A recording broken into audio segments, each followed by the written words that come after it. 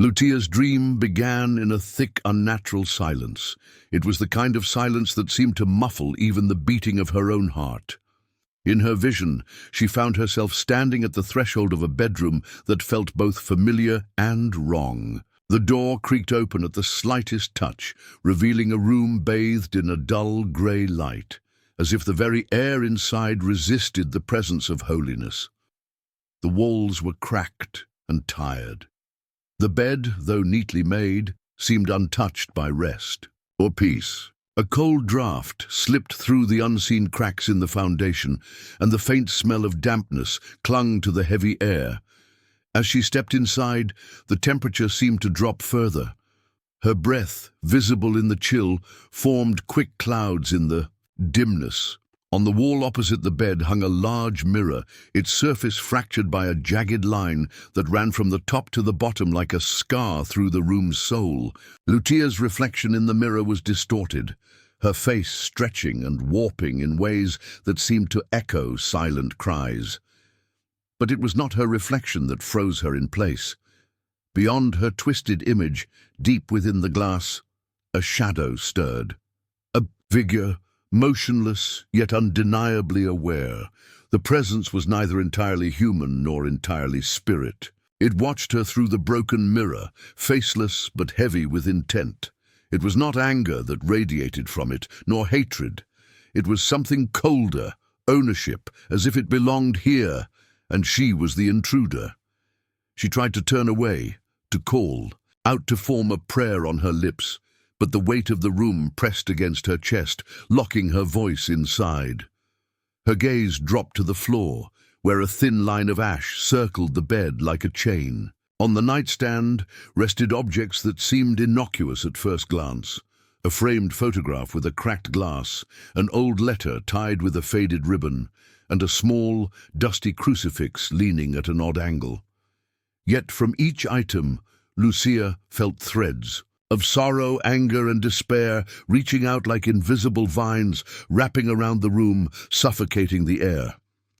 These were not keepsakes. They were anchors, pinning the room into a place between the living and the dead. The light above flickered, and in that momentary stutter of brightness, the shadow in the mirror seemed to step closer. Lucia's knees buckled and she fell to the floor, unable to rise. Tears stung her eyes, not from fear, but from a grief so profound it pierced to the very marrow of her spirit. She realized that she was not seeing a future event, but the hidden truth of what already was, a reality unseen by those who had grown used to sleeping under the weight of invisible chains. The shadow moved, not by walking, but by unfolding itself like smoke seeping across the ground. It reached toward the objects on the nightstand, caressing them with hands that were not truly hands, feeding on the unresolved pain they represented. Every heartbeat that pulsed through the house seemed to tie the room tighter to its unseen.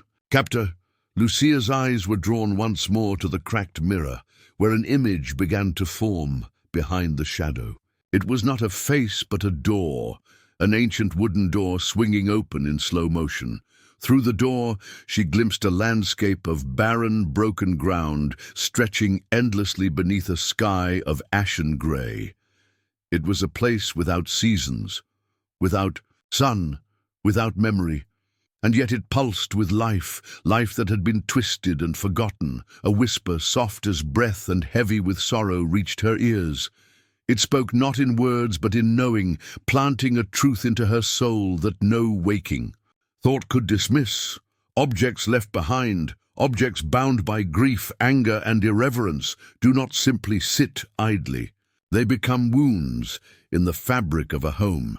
They invite the wandering, the broken, the defiant. They offer shelter to that which should have no place among the living. Lucia woke with a start, her body drenched in cold sweat, her fingers clutching at the crucifix around her neck. The first light of dawn had barely begun to touch the walls of her cell, but the dream clung to her senses with a force that prayer alone could not dispel. She knew immediately that what she had seen was not just a dream, but a warning, a glimpse. Behind the veil, a glimpse granted through suffering and sorrow for the sake of others who walked unknowingly through spiritual minefields every day. She rose slowly, her legs trembling, and fell to her knees beside her bed. The words she whispered into the stillness were not fully her own. They were carried by the burden of vision, by the cry of unseen souls trapped by human forgetfulness. She prayed not just for herself, but for all those who lived under roofs that harbored relics of pain. She prayed for the courage to speak, to warn, to shine a light into the dark corners where evil waited, silent and unseen, nourished by what people had forgotten to heal.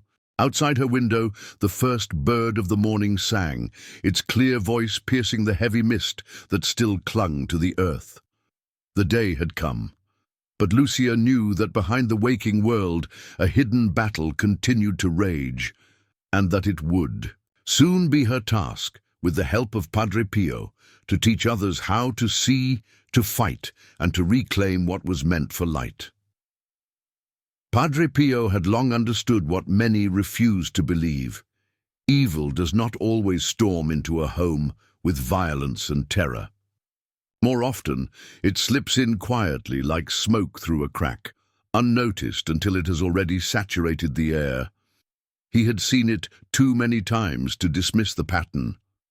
Homes filled with devotion yet struggling under invisible burdens.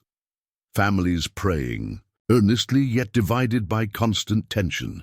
Bedrooms that should have been sanctuaries of rest transformed into arenas of nightly unrest. Through prayer, suffering, and countless hours spent wrestling with the invisible forces that surrounded human life, Padre Pio had identified three primary breaches: hidden doorways that allowed spiritual darkness to seep into places meant for light. He spoke first of the mirror, not as a symbol of vanity, as some believed, but as a spiritual window. In ancient Christian thought, reflective surfaces had long been associated with more than physical appearance. They were seen as thresholds, capable of mirroring not only the visible world, but also the invisible realms. A mirror blessed and placed, with reverence could reflect divine light, serving as a silent testimony to the soul's openness to heaven. But a mirror neglected, inherited from unknown places, or obtained through dubious means, could do far worse. It could become a thin place, a fractured doorway through which not only memories but presences could move. Padre Pio warned that mirrors, especially placed in bedrooms where the soul rests and dreams, could serve as silent invitations to forces that thrive in human vulnerability. He had counseled many who suffered unexplainable night terrors, persistent insomnia, and a sense of being watched, only to find that an old, unblessed mirror stood quietly against their wall, casting more than reflections into their nights. The second breach Padre Pio revealed was far more subtle yet equally dangerous: objects tied to wounds. In every home he visited spiritually through confession and prayer, he noticed the same silent snares: boxes of letters from lost loves, photographs, capturing moments of betrayal, mementos soaked in grief, rage, and unforgiveness. These were not harmless keepsakes. They were spiritual anchors, tying the soul not to hope, but to sorrow, to bitterness, to unresolved chains. Padre Pio understood that the enemy feeds on human pain left untreated, on memories treasured not for healing, but for the ability to reopen old wounds. He would often weep in prayer over souls who could not let go of their suffering, not because they were unwilling to forgive, but because they had allowed physical objects to keep their pain alive in the most sacred spaces of their homes. In the bedroom, these objects became silent witnesses to the reign of the past over the present, opening a breach through which darkness crept into the resting mind, the vulnerable heart, the unguarded soul. The third and most dangerous breach was the sacred object corrupted. This was the most deceptive and the most painful to confront. Padre Pio spoke with great sorrow about the proliferation of religious items that bore the image of holiness but carried none of its grace. Crucifixes, rosaries, medals, and statues, bought from markets indifferent to the sacred, passed through the hands of those who mock the faith or even used in rituals of defiance against God. These objects, when placed in the bedroom or anywhere in the home, created a false sense of security. Believers would trust in the outward appearance of protection, never realizing that the object had become spiritually hollow or worse, spiritually toxic. Padre Pio, gifted with the sight to perceive spiritual realities hidden from ordinary eyes, had recoiled from crucifixes brought to him by well-meaning faithful, sensing immediately the contamination clinging to their surfaces. He would urge them to remove such objects without hesitation, not out of superstition, but out of a deep, prophetic understanding of how easily the sacred can be mocked, and how dangerous it is to invite into one's intimate spaces something that bears Christ's image without Christ's presence. Each of these breaches shared a common root: spiritual negligence, mirrors left unconsecrated, memories left unhealed, sacred symbols left unexamined. They were not breaches of action, but of attention, small cracks in the soul's defenses that grew wider with each day of ignorance or refusal to act. Padre Pio did not speak these warnings lightly. He understood the cost of ignoring them, the slow corrosion of faith, the quiet suffocation of hope, the invisible battles lost, not in grand moments of temptation, but in the simple act of sleeping. Beside a spiritual wound, night after night, Lucia, in her humility, received these revelations not as accusations, but as gifts. She understood that the path of purification was a path of mercy, not condemnation. Every item removed, every memory released, every blessing invoked was not a loss, but a reclaiming of territory that rightfully belonged to God. She wept as she cleansed her small space, feeling the resistance in her own heart, the tug of attachments she had not even known she held. But as each breach was sealed, she felt the difference immediately. The air lighter, the prayers stronger, the peace more profound. Padre Pio's words echoed in her mind as she worked. The enemy hides where no one looks and attacks through what is kept out of distraction, attachment, or ignorance. She realized that vigilance was not only about grand battles fought with heroic prayers, but about the quiet, daily tending of the spaces entrusted to her care. Her bedroom was not merely a place to sleep, it was a battlefield, it was an altar, it was a doorway through which either grace or darkness would enter, depending on her attention, her faith, and her love. As Lucia completed the cleansing, she placed a simple crucifix, newly blessed, above her bed. She set an open Bible on her nightstand, turned to Psalm 91. She knelt and prayed, her voice steady now, her heart unburdened. In the stillness that followed, she no longer felt the heavy, watchful presence that had haunted her dreams. Only the gentle, living breath of the Holy Spirit, whispering peace into every corner of the room. The breaches had been revealed, the breaches had been sealed, and in that sacred silence, Lucia understood that what had been reclaimed in her small room was a victory echoed in heaven. The path to reclaiming sacred space begins not with noise, but with silence. Lucia understood this as she prepared for the ritual of purification taught to her by Padre Pio, a ritual passed on quietly, almost secretly, to those who understood that the spiritual world was not a place of distant myths, but a battlefield, woven into the fabric of daily life. The ritual was not complicated. It was simple in structure, but its power came from intention, from the soul's full and conscious participation.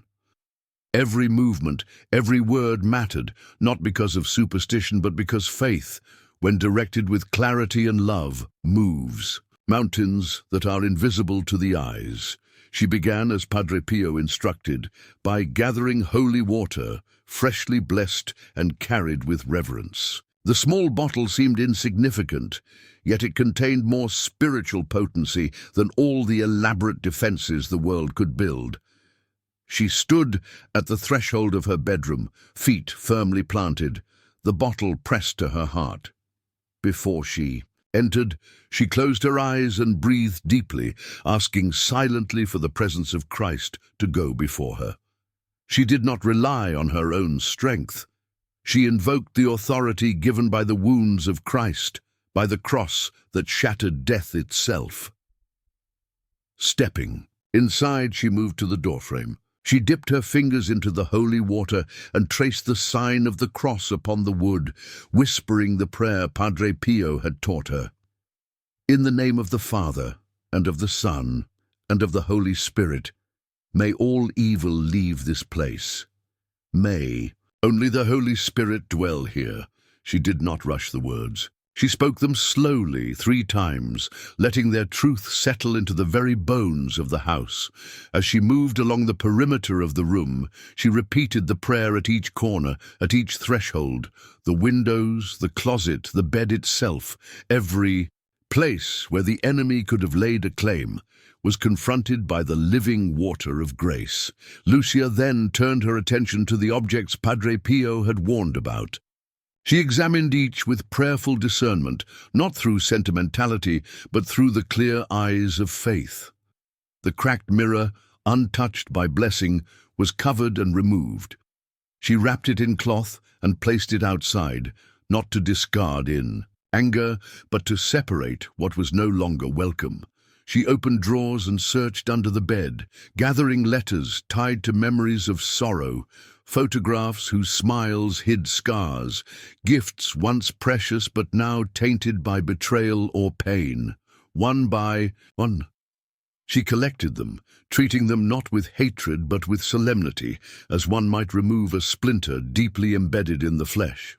Padre Pio had taught her that the act of removal must be accompanied by an act of release. So, as she placed the objects into a sack, she whispered prayers of forgiveness and detachment over each one, severing the invisible cords that had bound her heart and her home to grief. She asked God to heal what had been wounded, to fill the spaces left behind with light instead of leaving voids.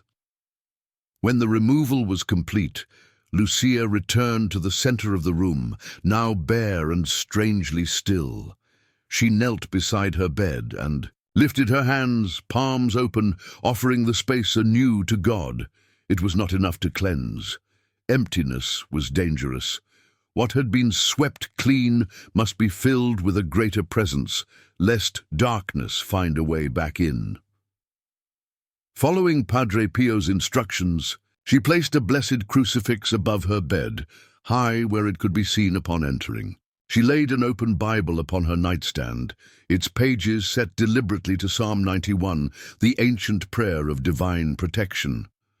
A small candle, pure and white, was lit and placed safely in a holder near the Bible. The light flickered gently, a visible sign of the unseen grace now permeating the room. Lucia did not stop there. She prayed aloud, her voice steady and full, invoking the Holy Trinity over her bedroom. She asked the angels to guard the thresholds, the saints to stand as silent witnesses of her covenant, and Mary, Mother of God, to spread her mantle over the very walls and roof. She envisioned the room bathed in brilliant light, so intense that no shadow could withstand it, no malice could approach without being consumed. The ritual was complete, not with a final word, but with a final act of surrender. Lucia lay down on her bed, not to sleep immediately, but to dedicate even her resting hours to the glory of God. She understood now that the bedroom was not merely a place of physical rest, but a sacred space where battles were fought and won in silence. Every night would henceforth be an offering, every breath a prayer. Through this act she had reclaimed not only her physical space, but the spiritual ground it represented. She had closed the hidden breaches, she had expelled what did not belong, and in its place she had enthroned Christ as Lord of her nights, her dreams, her vulnerabilities. Padre Pio once said that a home purified by faith becomes an embassy of heaven, a place where angels linger and the enemy flees without a sound. Lucia now lived this truth, not as theory, but as experience. Her bedroom had become a fortress of peace. Her soul, more attuned to the divine, found deeper rest, free from the unseen chains that had once dragged against her spirit. The ritual of purification was not a one-time event, but a way of life. Vigilance would remain her companion.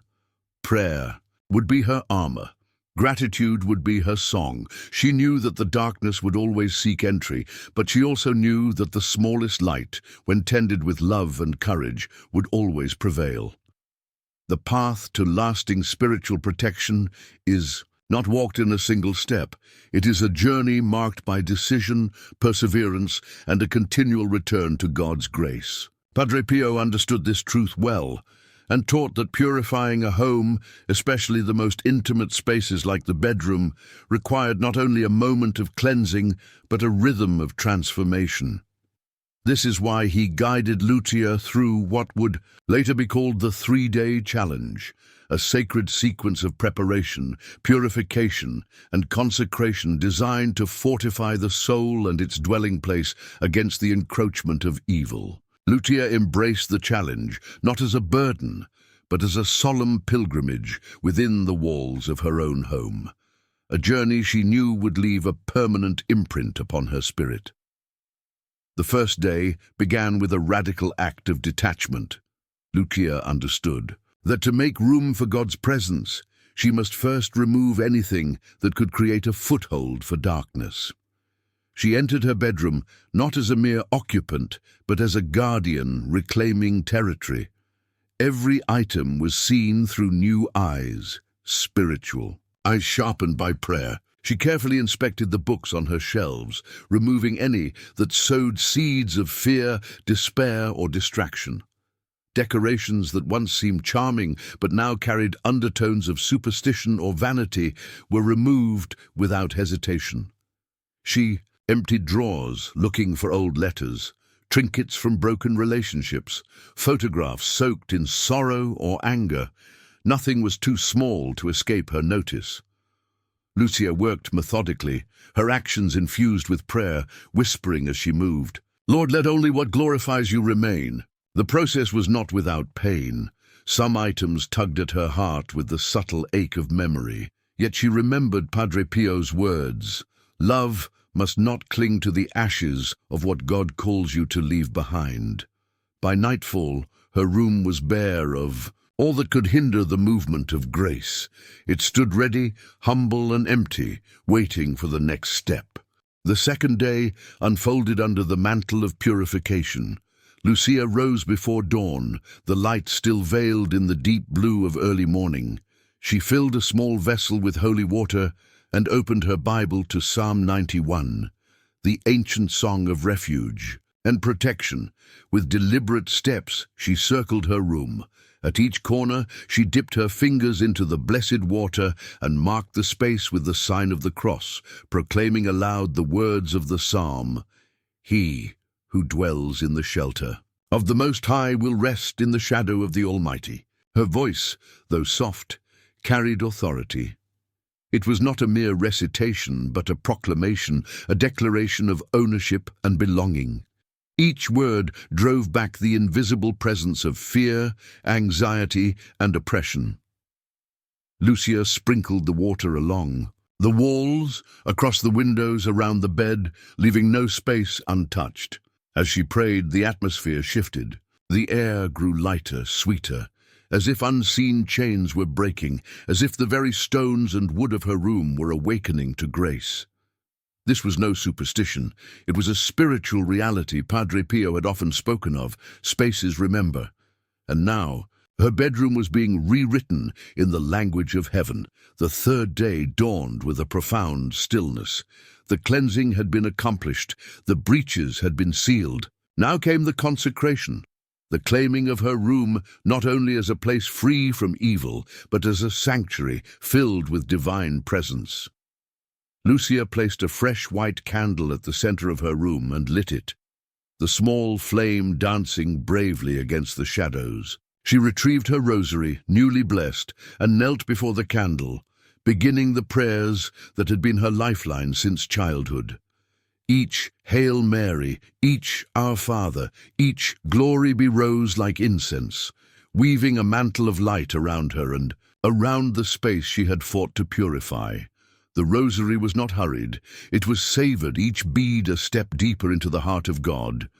As the final prayer was whispered, she took up the candle and carried its light to the four corners of the room, lifting it high as a beacon of consecration. With a firm and quiet voice, she dedicated her bedroom to God.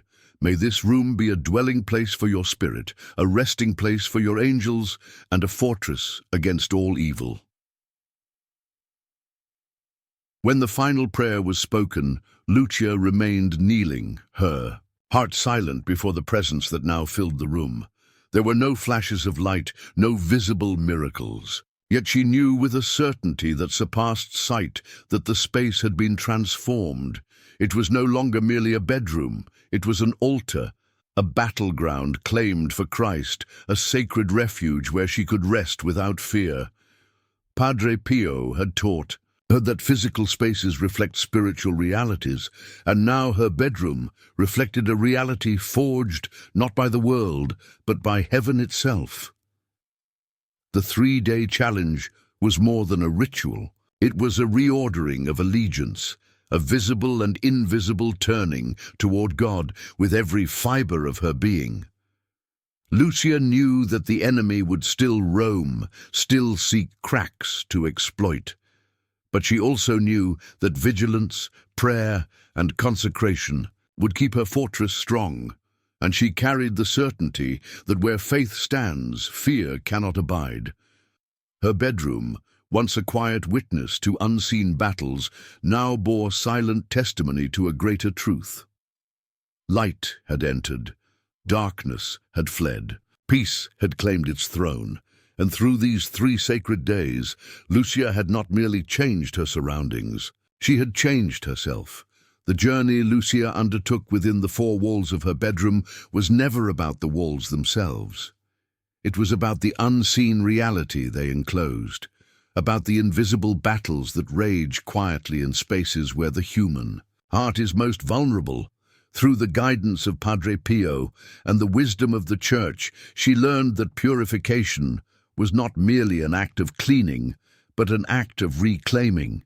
It was not only about casting out darkness, but about enthroning Christ where fear, sorrow, and forgetfulness had once ruled. The challenge that had been placed before her was not for the faint-hearted, for it demanded courage to confront what had long been ignored, and faith to believe that the invisible was as real as the air she breathed. Now, standing at the threshold of this journey completed, Lucia understood with a clarity that could not be taught by words alone. A home consecrated is a soul strengthened. Every object she removed, every prayer she spoke, every drop of holy water that sanctified her room was not only an act of defense, but an act of profound love. She had said no to the silent invasions of despair and yes to the quiet, enduring reign of peace. This was not a temporary solution. It was a new way of life. Padre Pio had once said that the devil fears above all else the soul that is determined, not the soul that is perfect, nor the soul that never falls, but the one that, having seen the darkness, chooses again and again to walk toward the light. In purifying her bedroom, Lucia had made such a choice, and so must every soul who hears the echo of this call. The enemy does not rest, especially during Holy Week, when the gates of grace swing wide and the powers of hell grow restless. It is precisely in these sacred days that vigilance must be renewed, that the ground we have claimed must be fortified, not with fear, but with unwavering faith. The challenge now extends beyond Lucia's small room. It is laid before every heart that desires to make their dwelling a refuge for the divine. It is not enough to know the danger. Knowledge demands action, Awareness demands decision. The challenge is simple but profound. Remove the breaches, purify the space, consecrate it anew, and maintain it as sacred ground. This is not a one-time ritual to be performed and forgotten. It is a way of living that acknowledges the reality of spiritual warfare and the greater reality of Christ's victory. Every home can become a fortress of light. Every bedroom can become an altar where angels stand guard and peace breathes in the silence. But it requires more than intention. It requires the commitment to act, to pray, to bless, to believe. The smallest acts, when done with faith, resound in the halls of heaven. A single crucifix honored with love, a single prayer whispered in the dark, a single gesture of trust. These are the weapons that no darkness can withstand. Lucia's story is not an isolated one. It is a reflection of a truth available to every soul willing to claim it. Spiritual purification transforms more than rooms. It transforms hearts, families, futures. It breaks the hidden chains that many do not even realize have bound them. It restores what evil sought to erode. It builds a wall that the enemy cannot scale, not because of human strength, but because it is sealed by the blood of the Lamb. Now the call is made, not from fear but from hope. Not from superstition, but from faith rooted deeply in the lived wisdom of the saints. Will you take the challenge? Will you walk the path of purification and consecration, knowing that every step echoes into eternity? Will you declare with Lucia, with Padre Pio, with the countless souls who have fought and triumphed, that your home belongs to God? The decision is yours. The battle is real. But so is the victory promised to those who claim it. Touch the crucifix, whisper the words, light the candle, pray the psalm, sprinkle the holy water, remove the objects that do not belong, honor the sacred spaces entrusted to you. And when you have done these things, stand firm, knowing that your bedroom is no longer just a place to sleep, but a place where heaven draws near. Heaven waits for those who prepare. Hell trembles at those who proclaim, "My home belongs to God."